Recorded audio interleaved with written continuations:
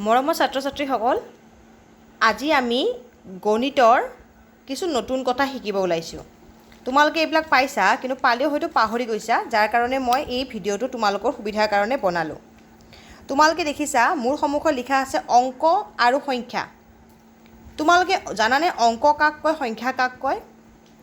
এতিয়া অংক বুলি ক'লে কাক কয় জানানে? আমি যে লিখোঁ 1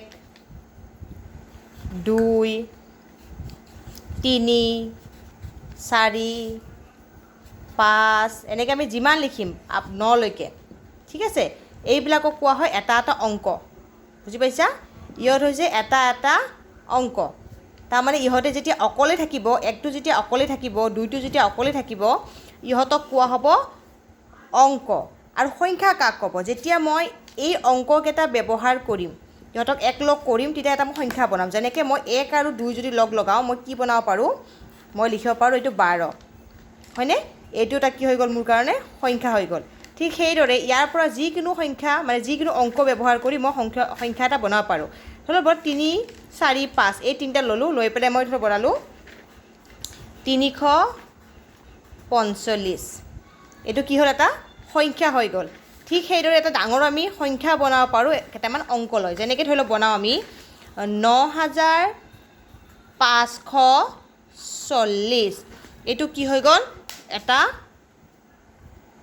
এইটো এটা কি হ'ল? সংখ্যা হৈ গ'ল। আমি এই সংখ্যাটো কেনেকৈ বনালোঁ? এই অংকবিলাক ব্যৱহাৰ কৰি আমি কি বনাওঁ? এটা সংখ্যা বনালোঁ। তাহলে কি বুজি পালা?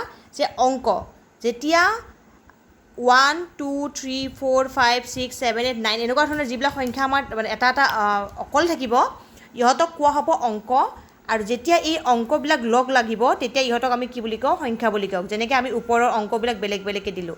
তোমালোকে এটা কথা জানা নহয়, কমা মানে অকলে, 1ৰ পিছত কমা আছে মানে 1টো অকলে, 2ৰ পিছত কমা আছে মানে 2টো অকলে।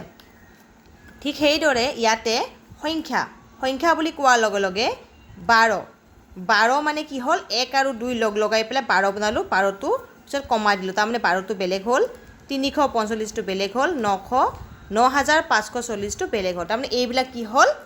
অংক আৰু সংখ্যাৰ মাজত তোমালোকক মই কি কৰি দিলোঁ? পাৰ্থক্যটো বুজাই দিলোঁ। নিশ্চয় তোমালোকে ধৰিব পাৰিছা যে মই কি বুজাব চেষ্টা কৰিছোঁ।